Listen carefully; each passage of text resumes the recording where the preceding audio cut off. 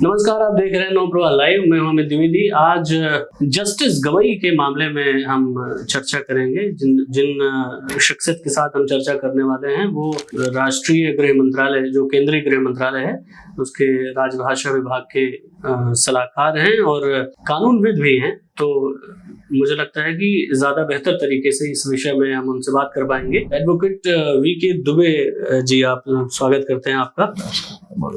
ये जो मामला है पूरा, जस्टिस गवई और फिर उसके बाद उन्होंने टिप्पणी की एक याचिका पर, याचिका खारिज हो गई। फिर उसके बाद एक वकील ने न्यायालय परिसर में ही उनके ऊपर जूता फेंकने की कोशिश की। तमाम तरह की राजनीति इस पे हुई। एक जो सामान्य दृष्टिकोण जो एक जनमानस की है उस पे, और न्यायिक जो व्यवस्था है, उस दोनों पे मैं बात करूंगा आपसे। सबसे पहले मैं ये बात कर लेता हूँ कि जस्टिस गवई जो चीफ जस्टिस ऑफ इंडिया है के हिसाब से ये बात शोभा देती है कि वो किसी भी व्यक्ति के या जनसामान्य के इष्ट पर इस तरह की टिप्पणी करे। सही है कि किसी भी इष्ट पर या किसी भी धार्मिक प्रवृत्तियों पर इतनी बड़ी संवैधानिक पद पर होने के बाद टिप्पणी करना तो अनुचित होता ही है। हालांकि हम संवैधानिक आप जानते हैं कि हम एक डेमोक्रेटिक देश में रहते हैं जहां पर सारी चीजें का जो कार्यान्वयन होता है वो संविधान से होता है। किंतु इतने बड़े संवैधानिक पद पर रहकर किसी के भी धर्म के बारे में जरा भी आलोचना करना वो अनुचित है। वो कभी भी सही नहीं हो सकता, उसको सही नहीं कहा जा सकता और अशोभनीय भी है। ऐसी कोई घटना हुई है तो मुझे लगता है उसके बाद माननीय जस्टिस गवई साहब का एक मैंने इंटरव्यू देखा या उनका स्टेटमेंट भी आया दोबारा कि जो वो किसी भी धर्म के प्रति ऐसा कोई आहत करने वाला स्टेटमेंट नहीं देना चाहते थे और वो सभी धर्मों का सम्मान करते हैं। ऐसा नहीं है कि उन्होंने पर्पसली या इंटेंशनली इस चीज के बारे में कहा है। कभी कभी किसी मामले को सुलझाने में या आवेश में आकर इस तरीके की गलतियां हो जाती हैं तो उन त्रुटियों को हमें नजरअंदाज करना चाहिए, ना कि उसका बाउंडर खड़ा करना चाहिए। क्योंकि आप सब जानते हैं कि हम एक धर्मनिरपेक्ष राष्ट्र में रहते हैं और यहाँ पर सभी धर्मों को उतनी ही महत्वता है, सभी के लिए उतना ही प्रेम, उतना ही सद्भाव और उतना ही आदर और सम्मान है।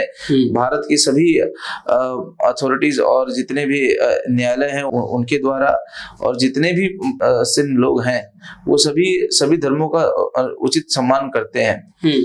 किंतु इस तरीके की अगर घटना हुई थी तो वो अनुचित थी, ऐसा नहीं कहना चाहिए, वो अशोभनीय है।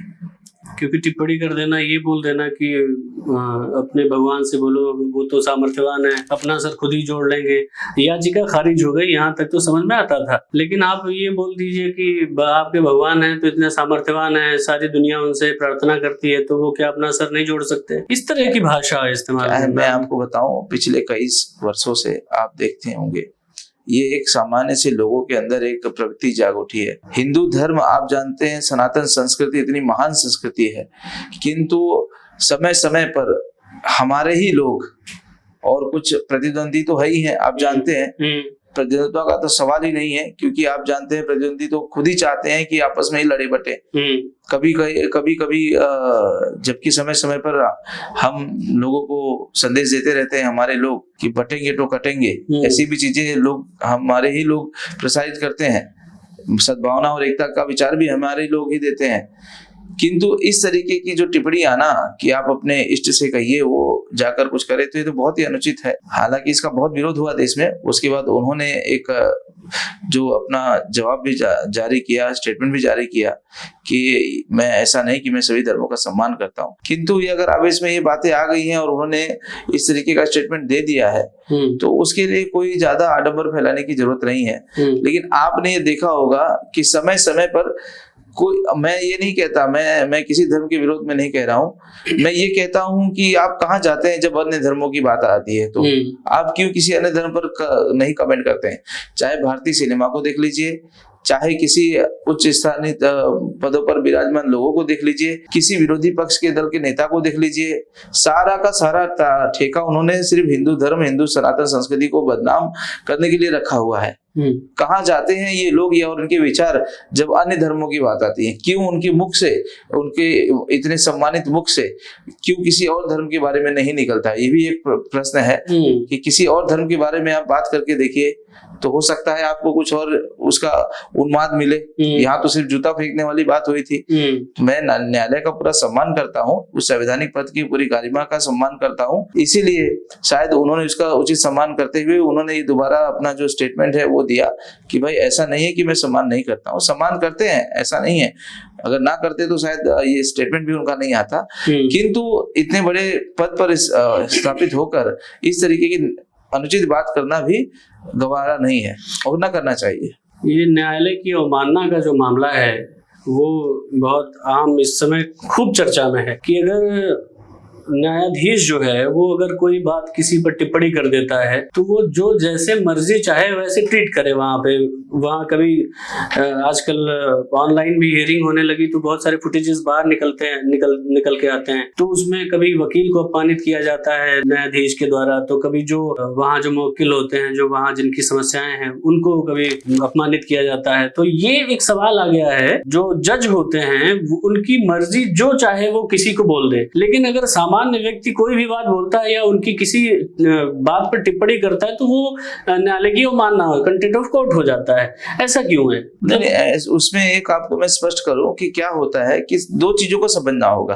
पहले तो एक न्यायिक पद, उसकी गरिमा और उस पर बैठा हुआ व्यक्ति और उसका व्यक्तित्व, ये दोनों चीजें बहुत महत्वपूर्ण है।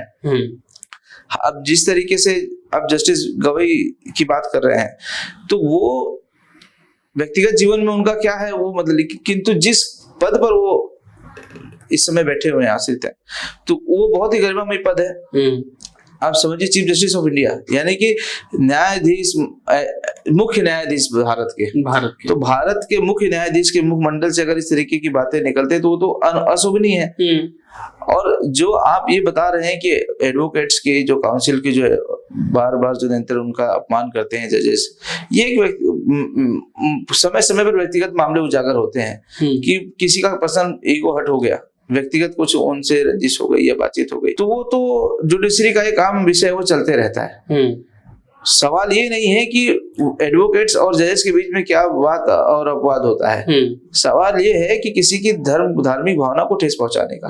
जिस तरीके से ये जो विवादास्पद मामला है, जिस तरीके से जो अभी एक कथित घटना हुई है माननीय मुख्य न्यायाधीश जी के चेंबर में, कोर्ट में, तो उसके बारे में कहना चाहूँ, जिस तरीके से उन्होंने अपने आवेश में आकर भगवान श्री विष्णु के बारे में इस तरीके के स्टेटमेंट दे दिए, तो हो सकता है उस वकील भाई के भी अंदर आवेश आ गया, भाई ईश्वर को ज्यादा मानता होगा, प्रभु की सेवा में ज्यादा रहता होगा, उसकी भावना को ठेस हुआ, तो उस भावना को कहाँ पर व्यतीत करे।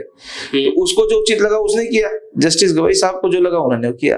तो मैं ये नहीं कहना चाहूंगा कि कोई भी पद, क्योंकि पद जो होता है संविधान में सबसे बड़ा होता है, तो पद में या मतलब उस जो ऑनरी पोस्ट है वो कभी कुछ नहीं करती, उस पर बैठा हुआ व्यक्ति करता है और उसके व्यक्तित्व की झलक से वो चीजें बाहर आती हैं। आपने देखा होगा देश में कई घटनाएं ऐसी हुई हैं कि बहुत ही अच्छे पदों पर रह के लोगों ने कई बार कई अनुचित कार्य भी किए हैं, तो सस्पेंड हुए हैं या सस्पेंस नहीं हुए तो उन्होंने माफी मांगी है। तो ये तो क्या है, व्यक्ति के व्यक्तित्व पर निर्भर करता है कि वो क्या टिप्पणी करता है और उसको किस गरिमा में रह के स्वभाव अपनी बरकरार रखता है। ऐसे न्यायिक व्यवस्था में रह के अपना विरोध जाहिर करने का और कौन सा तरीका है, ऐसा सशक्त तरीका कौन सा है कि अगर वो बात हो, एक तो ये बात हो गई कि मैं निंदा करता हूँ, ये सब तो ठीक है, निंदा करने वाली बात हो गई, किसी ने आपके इष्ट को गलत कह दिया और आपने उसके लिए आप देखिए भारत के संविधान ने उचित अधिकार दे रखा है नागरिकों को, ऐसा नहीं है। अगर आपकी धार्मिक भावना आहत हुई है तो उसके लिए बाकायदा एफआईआर करा सकते हैं।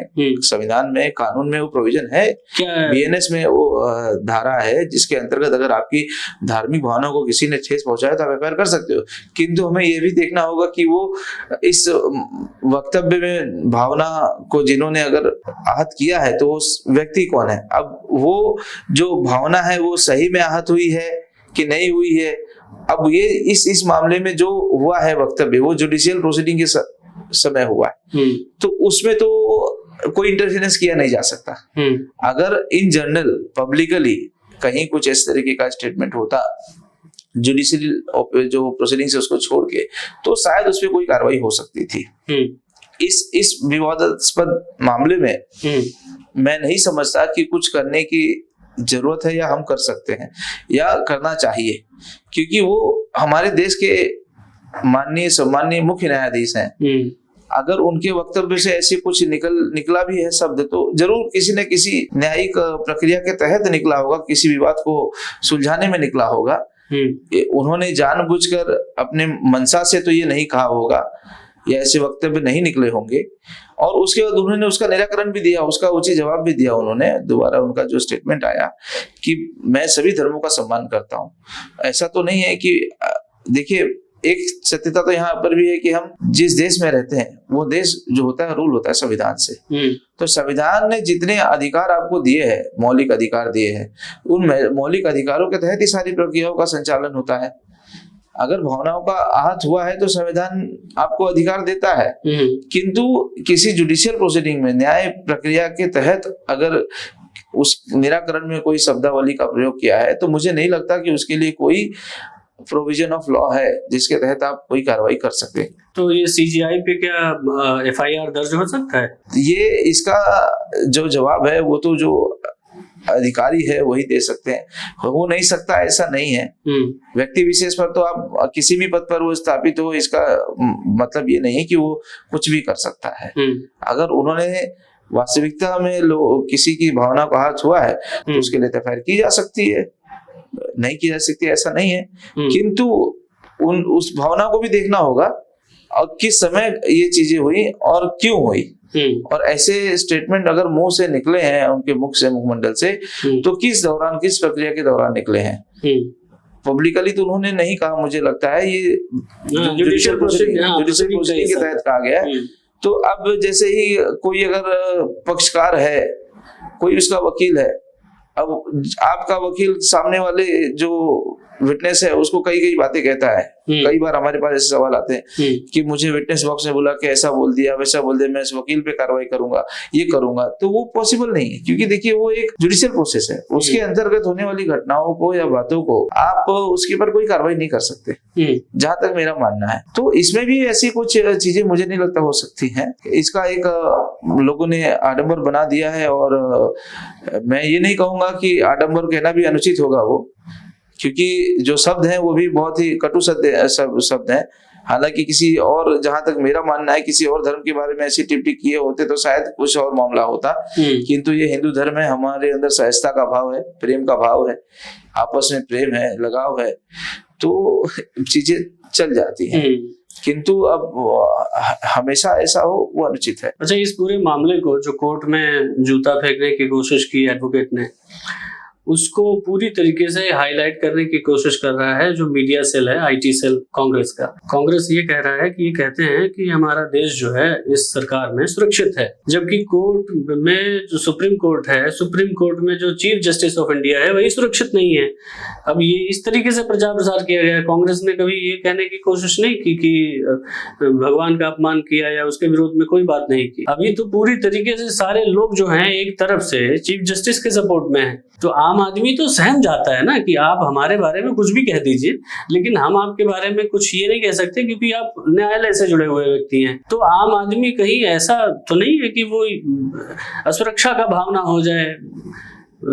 एक विपक्ष जो है वो, विपक्ष के बारे में ये लोग कहते हैं कि ये एक विशेष संप्रदाय के बारे में ज्यादा कहे जाते हैं। अभी कहने की बात नहीं है, जनसामान्य लोगों को पता ही है, लेकिन इस तरह की घटनाओं को जब आप प्रमुखता से जगह देते हैं। मैं विपक्ष के बारे में ज्यादा नहीं कहूंगा। आप भी जानते हैं बिहार में इलेक्शन का समय है, ढोल नगाड़ों का संवाद करना विपक्ष का, जब कोई मुद्दा ना हो तो कोई ना कोई मुद्दा उछालना उनका कार्य है। और ये कोई मुद्दा इस तरीके से इतना वो नहीं है कि आप उसको लेके आप ढोल नगाड़ों का संवाद करें कि देश में सुरक्षा नहीं है या सुरक्षित माहौल नहीं है। देश चहुओर से सुरक्षित है, इतनी सारी सुविधाएं दे रखी हैं सरकार ने, इतनी सारी पॉलिसीज हैं। और हमने ये भी देखा कि पहले की सरकारों ने क्या किया है। घोटालों को छोड़ के और दंगों को छोड़ के आम व्यक्ति के जीवन में इन्होंने और कोई सुख नहीं दिया। हालांकि इनके खुद के ही जो पहले के प्राइम मिनिस्टर्स हैं उन्होंने कहा भी है कई बार कि अगर मैं किसी को 10 रुपया भेजता हूँ तो मुझे वहां 1 रुपया भी नहीं मिलता है। तो ऐसी सरकार और ऐसे सरकार के लोग उस समय पुराने जो ऐसे जो इनका मंडल है या इनकी जो पार्टी है, ऐसे नेता क्या बयान देंगे आप भी समझते हैं। ये सिर्फ एक मुद्दे की खोज में रहते हैं कि कहीं ना कहीं से कोई मुद्दा मिल जाए तो हम उसको हाईलाइट करके कुछ ना कुछ ढोल नगाड़ा बजा दे। तो ढोल नगाड़ा बजाने से कुछ नहीं होता है। पूरा देश जानता है कि आज माननीय प्रधानमंत्री जी कितना अच्छा कार्य कर रहे हैं। भारतीय जनता पार्टी ने पहले भी अच्छा कार्य किया, आने वाले समय में भी करेगी और भारत को विश्व गुरु की पटल पर लाने की पूरी कोशिश है। और हम आज विश्व में हमारा जो परचम लहरा रहा है इसी सरकार की बदौलत लहरा रहा है। और उसमें ये छोटे मोटे मामले को लेकर ढोल नगाड़ा पीटना कि सीजेआई सुरक्षित नहीं है, किसने कह दिया? ये तो एक, मैंने आपको कहा ना कि वो जो घटनाक्रम वो आवेश वाला है कि उन्होंने कुछ कह दिया, उसके विरोध में अगर उसके वक्तव्य में उस इंसान की इतनी सोच है, अगर उसने ये कर दिया तो उसमें सुरक्षा का कहाँ प्रश्न आता है? वो तो जो कानूनी कार्रवाई होनी होती हुई, ऐसा नहीं होगी। तो ऐसा नहीं है कि कोई और वो भी न्याय प्रक्रिया से संबंधित रखने वाला व्यक्ति था, कोई ऐसा कोई आतंकवादी या कोई अननोन व्यक्ति तो नहीं था जो चला गया किसी चैम्बर में कुछ कर दिया। तो ऐसे छोटे मोटे मामले होते रहते हैं। उन चीजों को लेके आप सीधा सरकार पर टारगेट करें, ये तो अनुचित है। उसके लिए उनको कोई और मुद्दा खोजना चाहिए, मुझे लगता है। क्योंकि वो मुद्दों का अभाव है उनके पास, कुछ मिल ही नहीं रहा है उनको। बिहार में कोई मुद्दा नहीं मिल रहा, कोई कहाँ मिल रहा है मुझे बताइए ना। खाली बातें करने से कुछ नहीं होता, ढोल नगाड़े पीटने से कुछ नहीं होता, कहने के लिए कुछ होना चाहिए। आप सरकार से सीधे जुड़े हुए हैं, तो क्या ऐसा माना जाए कि आप भारतीय जनता पार्टी से भी सीधे संबंध रखते हैं, सरकार का हिस्सा हैं आप? देखिए, मैं सनातन संस्कृति और सनातन धर्म, हिंदू धर्म का व्यक्ति हूँ, हिंदू धर्म से आता हूँ, तो मैं अपने सनातन सभ्यता और संस्कृति के विरोध तो नहीं जा सकता। और न्यायविद हूँ, मानता हूँ संवैधानिक प्रक्रिया के तहत हमारे कार्यान्वयन सारी चीजें हैं और दिखता है कौन क्या कर रहा है। तो जब कोई इंसान अगर जब देखता है कि अच्छे कार्य हो रहे हैं, जन सामान्य के सुख सुविधा की बात हो रही है, अच्छे अच्छे प्रोजेक्ट्स आ रहे हैं, अच्छे अच्छे कार्य हो रहे हैं, नई नई स्कीमें आ रही हैं जिसके तहत विधवाओं को आप समझिए पेंशन दी जा रही है, जो बेरोजगार है उनको रोजगार दिया जा रहा है, अभी जीएसटी में इतना लाभ दिया सरकार ने, और अच्छी अच्छी योजनाओं का कार्यान्वयन हो रहा है, देश को मजबूत किया जा रहा है, विश्व शिखर पर लाने की बात हो रही है। तो कौन ऐसा व्यक्ति है जो चाहेगा कि ऐसी सरकार ना रहे या ऐसे सरकार में बैठे लोग ना रहें? और आपने ये पूर्व काल में आपने देखा है कि किस तरीके से राजनीतिक पूर्वाग्रह में ये लोगों ने कितने सारे ऐसे कार्य किए हैं पिछली सरकारों ने, जो हम आप सोच नहीं सकते। सनातन संस्कृति के विरोध, हमारे हिंदू धर्म के विरोध, आज इतने मुकदमे और इतनी सारी चीजें हुई हैं, इन्होंने इतने गलत गलत कार्य किए हैं हमारे धर्म के खिलाफ, जिसको कहना अशोभनीय होगा यहाँ पर। आप समझिए, इन्होंने हमारे सनातन संस्कृति के बारे में कभी सोचा नहीं, जो हमारी सांस्कृतिक धरोहर है उसके बारे में सोचा नहीं, ना उसको कभी मेंटेन किया। और अगर किसी ट्रस्ट ने या किसी लोगों ने मेंटेन करने की कोशिश की तो उसको राजनीतिक पूर्वाग्रह के तहत फंसाने की कोशिश की, गलत मुकदमे दर्ज करवा के उनको फर्जीवाड़ा दिखाकर पूरा उनको बदनाम करने की कोशिश की। तो हमारा देश आप समझिए एक तरह से इनकी जो हिमाकत है मुगलिया सल्तनत की तरह है।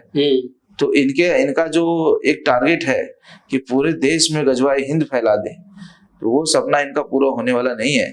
और हिंदू पहले भी सशक्त था, आज भी सशक्त है। हमने अपनी आंखें खोल रखी है कि हमें कौन उचित लाभ देगा, कौन सी सरकार देगी, कौन सी पार्टी देगी, तो ये आम जनता जानती है, अब उनको बताने की जरूरत नहीं है। तो ऐसे ढोल नगाड़े बजते रहते हैं और बजते रहेंगे समय समय पर, हमें उन पे ध्यान देना नहीं चाहिए। मेरा तो ऐसा इस पूरे मामले में एक लाइन में क्या कहना चाहेंगे आप आम जनमानस के लिए? आम जनमानस के लिए सिर्फ इतना ही कहना चाहूंगा कि आप कोई भी अगर कदम उठाएं तो उसको आप आंखें खोलकर उठाएं। आप किसी के वाद विवाद में आकर, गलत धारणा में आकर गलत प्रवृत्तियां ना करें। आप मुख्य न्यायाधीश है जिन्होंने ये वक्तव्य कहा है, तो उन्होंने कुछ सोच समझ कर ही कहा होगा, हालांकि अशोभनीय है, लेकिन उनका ऐसा कोई इरादा नहीं था इन सब चीजों को कहने का। तो इन चीजों को अनदेखा करना चाहिए। मैं नहीं कहता कि इन चीजों को लेके आपको बहुत बड़ा आडंबर करना चाहिए, क्योंकि वो न्यायिक प्रक्रिया के तहत हुआ है। कौन सा वक्तव्य था, कौन सा स्टेटमेंट था, कौन सी सिचुएशन थी, क्या बेस ऑफ आर्ग्यूमेंट थी काउंसिल्स के बीच में, या क्या आर्ग्यूमेंट चल रहे थे माननीय न्यायाधीश और एडवोकेट्स के बीच में जो इस तरीके की टिप्पणी आई, तो सिर्फ एक लाइन को पकड़ के आप उसको टारगेट करना, विरोध करना, ये भी अनुचित है। और आपको ये सोचना चाहिए कि ये हमें बांटने की कोशिश है, और आपको ये ध्यान रखना होगा कि बटेंगे तो कटेंगे। तो आपको उचित आंखों को खोल के रखना है। कहते हैं दीपक बिक सकता है जिसका अंतर ज्योतिर्मान नहीं, अंगारे को भी खरीदना दुनिया में आसान नहीं। तो हमारे जनमानस में हमारे हिंदू लोग और हमारे सनातनी लोग एक कीर्तिमान स्थापित किए हुए देश में आज अच्छे कार्य कर रही हैं। अच्छी अच्छी हमारी हिंदू संस्थाएं, सनातन संस्थाएं जो संस्कृति को मानने वाले लोग हैं, अच्छा कार्य कर रही हैं। उन्होंने तो कभी ऐसा कुछ किया नहीं जो मुगलिया सल्तनत की ओर जैसा परचम लहराने वाली बात हो भारत देश पर, और ना हम होने देंगे। तो हमको बांटने की, हमें विपक्ष को इतना संदेश देना चाहूंगा कि हमको बांटने की कोशिश ना करें। हम बटने वाले नहीं हैं अब, और हमें सब पता है आगाज और अंजाम क्या होगा। तो आपकी ढोल नगाड़ी पीटने से हमें कुछ फर्क गिरता नहीं है। बहुत बहुत शुक्रिया। Thank you.